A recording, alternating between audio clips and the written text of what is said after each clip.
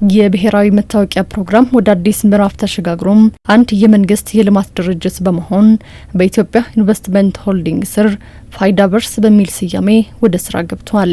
የኢፌዴሪ ምክትል ጠቅላይ ሚኒስትር ተመስገን ጥሩነህ ፋይዳ ቨርስ ዲጂታል ሶሉሽንን ባስጀመሩበት ወቅት እንዳነሱትም ተቋሙ ባለፉት ዓመታት ለኢትዮጵያ የዲጂታል ኢኮኖሚ የጀርባ አጥንት የሆኑ ቁልፍ ተግባራትን አከናውኗል።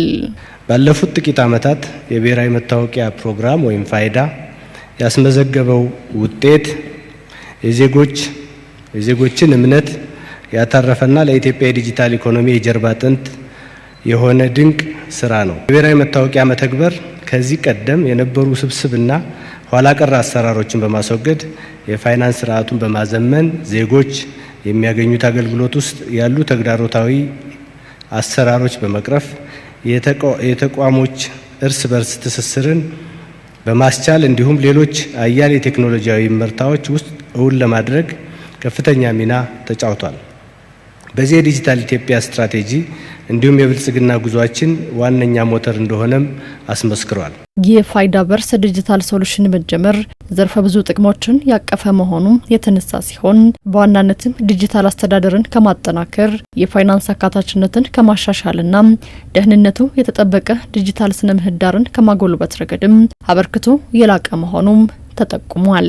የብሔራዊ መታወቂያ ፕሮግራም እንደ መንግስት የልማት ድርጅት በኢትዮጵያ ኢንቨስትመንት ሆልዲንግ ስር ፋይዳ ቨርስ በሚል ስያሜ ወደ ስራ መግባቱ ኢትዮጵያ ለዲጂታል ሉዓላዊነቷ ለሰጠችው ቁርጠኝነት አንዱና ትልቁ ማሳያ ነው።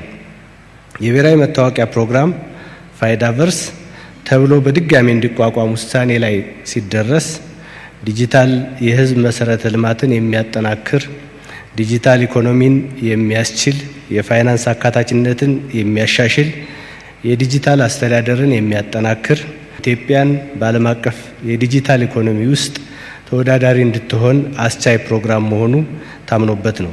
ፋይዳ ቨርስ እያደገ ሲሄድ እውቀትን የሚያጋራ አጋርነትን የሚገነባና በአህጉሪቱ ውስጥ የዲጂታል ትራንስፎርሜሽን ጥረቶችን የሚደግፍ ተቋም እንደሚሆን ምንም ጥርጥር የለኝም። ለዚህም ነው የኢትዮጵያ ኢንቨስትመንት ሆልዲንግ ፋይዳ ቨርስ ወደ ስትራቴጂክ የመንግስት የልማት ድርጅት ቤተሰባችን በመቀላቀሉ የተሰማን ደስታና ኩራት ወደር የሌለው። የብሔራዊ መታወቂያ ፕሮግራም እስካሁን 50 ሚሊዮን የሚጠጉ ዜጎችን መመዝገቡንና ከ13 ሚሊዮን በላይ የታተሙ ካርዶችን ማሰራጨት መቻሉ የተጠቀሰ ሲሆን ከ160 ሚሊዮን በላይ የማረጋገጫ አገልግሎቶችም መሰጠታቸውም ተመላክቷል። በጥቂት ዓመታት ውስጥ የፋይዳ ሰርቪስ በአፍሪካ ካሉ በፍጥነት እያደጉ ካሉ የዲጂታል ማንነት ስርዓቶች አንዱን መገንባት ችሏል። በአሁኑ ወቅት ወደ 50 ሚሊዮን የሚጠጉ ኢትዮጵያውያንን እንዲሁም ኢትዮጵያ ውስጥ የሚኖሩ ነዋሪዎችን በመመዝገብ ከ150 በላይ ተቋማዊ ውህደቶችን በመፍጠር የተረጋገጡ የዲጂታል አገልግሎቶችን በማስፋፋት የቴክኒክ ብቃትን ብቻ ሳይሆን በስርዓቱ ላይ የሚጣል እምነትንም ገንብቷል። የዲጂታል ዘመን ትሩፋትን ለማስቀጠል ጠንካራ የመረጃ አስተዳደር ፖሊሲዎችን በሚገባ መተግበር ላይ ትኩረት ሊቸረው እንደሚገባም ተነስቷል። ዳታ የዘመኑ የኢኮኖሚም ሆነ የሉዓላዊነት ዋነኛ ምሰሶ እንደመሆኑ አዳዲስ የሳይበር ደህንነት ቴክኖሎጂዎችን በመጠቀምና ጠንካራ የዳታ አስተዳደር ፖሊሲዎችን በመተግበር የሀገራዊ መረጃዎች ደህንነት በተሟላ ሁኔታ መጠበቁን ማረጋገጥ ይገባናል። እነዚህ ዲጂታል መፍትሄዎች ከኢትዮጵያ ብሔራዊ ልማት አቅጣጫዎች ጋር ሙሉ ለሙሉ የተዋሃዱና ቀደም ሲል በፋይዳ ትግበራ እንደታየው ቴክኖሎጂን ለማህበራዊ አካታችነት የመዋል አቅማቸው የበለጠ እንዲጎለብት ለማሳሰብ እወዳለሁ።